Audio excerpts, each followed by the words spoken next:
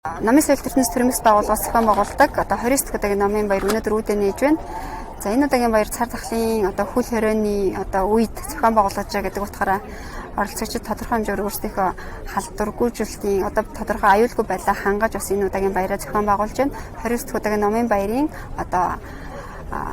гол дэмжигчид бол улсын их хурлын дарга Зандан шидрийн ивэлдэр болж байна. За мөн нийслэлийн засаг даргын тамгын газар энэ дээр бас хамтран зохион байгуулагчаар ажиллаж байна. Тэгэхээр илүү өргөн хүрээнд хүртээмжтэй болгох зорилгоор бидний ажиллаж байна. За энэ удаагийн баярын онцлог гэх юм бол маш олон золон хилэн нийтлэгчид бий болсон байна. Хөл хорионы бараг 2 жил шахуйн хугацааг олон хилэн нийтлэгчид маань үр дүнтэй өнгөрөөж, ном бүтээл нэлээхээ гаргаж, тийм болохоор олон хилэн нийтлэгчдийн шинэ номуудыг энэс үзэх боломжтойгоос гадна ер нь бол залуучууд эндээс төлхөө их ном хийжээ гэдгийг бас харах боломжтой болов уу гэж бодож байна. За тэгээд 29 дахь удаагийн намын баярын нэг онцлог бол Бадарчгүй өөрөө энэ баярын маань гол чимэг дүр болж байгаа тий. Тэгэхээр ардын өрн зохиолч Бадарчгойд бид нэр хүндэтгэл үзүүлж энэ удаагийн баярынхаа бас постэр гол чимэг болгож бас оруулсан байгаа. Тэгээд баяртаа бас ирж оролцсон. За баярын үеэр олон шинэ номнууд уншигчтай хүрэх гэж байгаа. Ялангуяа 10 гаруй жилийн өмнө уншигчдын яг бид нарыг номон дуртай болгосон бид нарын уншдаг байсан номыг бүтээж ирсэн зохиолч Аюур Зан өөрөө биеэрээ оролцож шинэ сурлуудад дахин хэвлэгдсэн баяраа бас тэмдэглэх гэж байна. За Оюун ухааны академийн Хатанбаатар уншгуун гайхамшиг гих зэрэг олон шинэ номнууд энэ удаагийн номын баяраар үзэгч уншигч та бүхэнд хүрж байгаа гэдгээр нэлээд онцлогтой байна. За тэгэхээр ер нь бол яг ийм нийслэлийнхээ төв талбайд баяраа хийдэг хамгийн ойрхон жишээг бол Оросын холбооны улс. Гэхдээ Оросын холбооны улсад улаан талбайд том намын баяр болдог. Тэгэхээр энэ баяр бол олон улсын дээрээс нь соёлын аялал жуулчлалын том үйл ажиллагаа болж явж байдаг те. Маш олон соёлын аялал жуулчлал хийдэг зорилгоор улаан талбайн намын баярыг үзэх зорилгоор очиж үздэг, оролцдог ийм байдаг. Ер нь бол Сүхбаатарын талбайд энэ баярыг зохион байгуулж байгаагийн нэг шалтгаан бол яг л тийм төвшөнд нийслэлийн төв талбайд ийм сайхан үйл ажиллагаатай болёо. Энэ үйл ажиллагааг тогтмолжуулъя гэдэг зорилгоор сүүлийн 15 жилийн турш энэ үйл ажиллагааг зохион байгуулсаар байна. Тэгээд анх зохион байгуулагдаж байснаас хойш гэдэг юм уу оролцогчдын хүрээ илүү хүсч нийгэмд хүсэн хүлээдэг үйл ажиллагаа болчих оролцохоос гадна үзэгчдийн тоо бол 50,000 давчихсан явж байна. Тэгэхээр маш олон хүмүүс энэ үйл ажиллагааг хүсэн хүлээж яадаг зохиолч уран бүтээлчид маань бэлтжиж учраас жилээс жилд илүү өргөн хүрээтэй болсоор байх байхаа гэж бодож байна. Тэгээд энэ удаагийн баярын уриалга бол илүү их уншиг гэж байна. Тэгэхээр Сүхбаатарын талбай дээр 5 дахь хагас бүтэнсэний өдрүүдэд хүрэлцэн ирээд илүү их унших номоо авч зохиолчтойгоо уулзаарай гэж нийт үзэгчдэйгээ урья.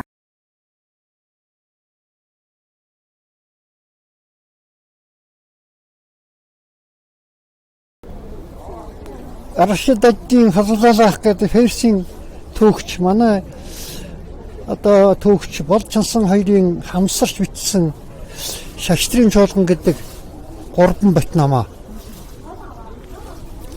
Мөн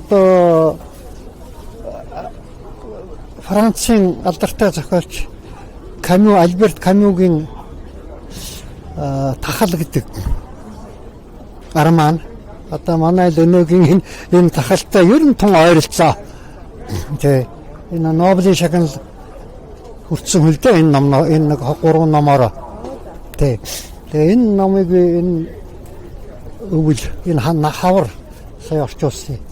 Нөгөөх нь яг тэр миний аялал арад явж Монголынхаа тахилагт их улсын тухай нэг ном бичсэн. Энэ 3 би тэгээ бас зарим нь юугүй болохтой зэрэг гаргаж тавиагүй тэгээ сууж илэн тий. Тэгээд номын баяр тэгээд 29 удаагаа хийж тэгээд номтой харьцах, ном унших, ном хурдж авах хоёулаас харьцангуй тогтцож шиг байна та. Танд ер нь өмнөх жилүүдээ сайжирж байгаа юм харагдаж байна уу? Асуудлыг хандах. Нодын бол бүр сайн байсан. Одоо бол дөнгөж эхэлж байгаа учраас бол яг мэдэгдэж байгаа юм алга байна тий. Тэгээ яг хөтөлтөд усад явж ил байна. Тэ. Ер нь бол энэ би бараг эхнээс нь чихөө энэ бараг за яг дунд нь 2 болоо хөдөө эдэн явж байгаа нэг оролцож чадаагүй юм би бусд нь бол бүгдэд нь оролцсон.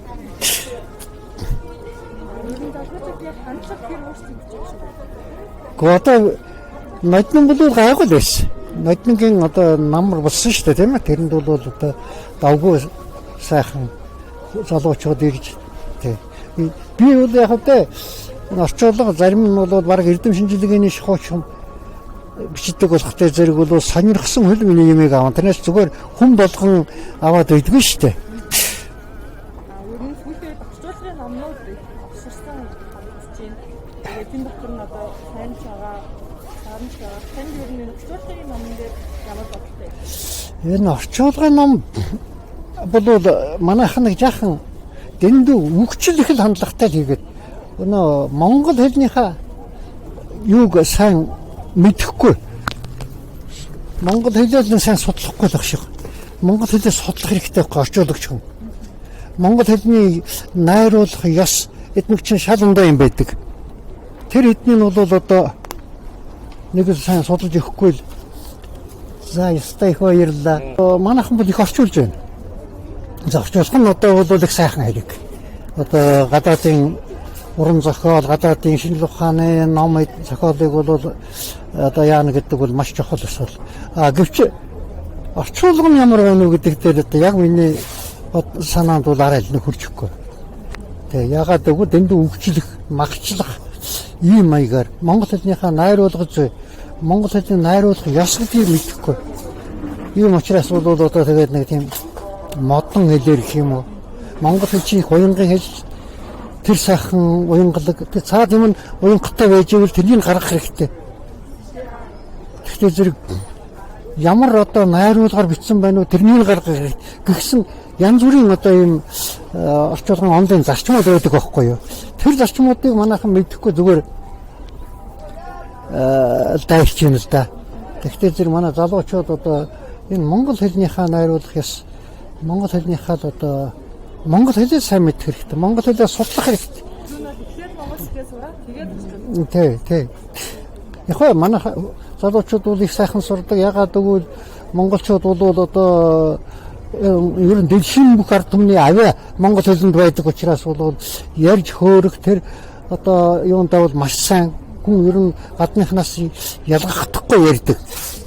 Бичгийн орчуулга гэдэг бол тэрээс арай ондоо. Тийм учраас бол энэ дээр л одоо анхаарах хэрэгтэй л би бодод тийм. За сүүлийн үед залуучууд ер нь бас номноос хавчж байгаа эсвэл техник технологитой ойртож байгаа юм хандлага юм гарч байгаа. Та залуучуудад зориулаад зөвлөгөө өгөх. Гэхдээ одоо тэр техник ч гэсэн адилхан монгол хэлээрээ орчуулна үү тийм ээ? Англиар нь тавихгүй, орсоор нь тавихгүй тодорхой шүү дээ. Тэгвэл зэрэг бас л нөгөө монгол хэлийг мэдэх хэрэгтэй байна. Тэ? За яг хуу техникийн хэл бол одоо уран зохиолын хэлээс ондоо л доо тийм ээ. Тэгээд одоо тэнд одоо янз бүрийн техникийн нэр томьёонууд байна тийм ээ.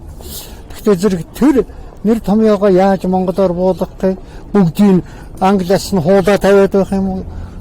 Эсвэл одоо орчуулах юм уу? Хоёр янзаар одоо тэр зарим нь одоо яг уу монгол хэлэнд байхгүй нэр томьёо, шинэ нэр томьёо зохиож болдог. Тэгэхээр яг номон тухтай болох номыг шимтэж унших гэдэг юу хийх вэ? Гэхдээ тэгээ тэрнийг л унших хэрэгтэй. Уншиж л яаш штэ. Тэрнээс уншихгүйгээр юм сайхан ном байдгийн байна хараад байвал хэзээ ч амтнд нь орохгүй штэ. Тэг унших хэрэгтэй штэ. Тэг.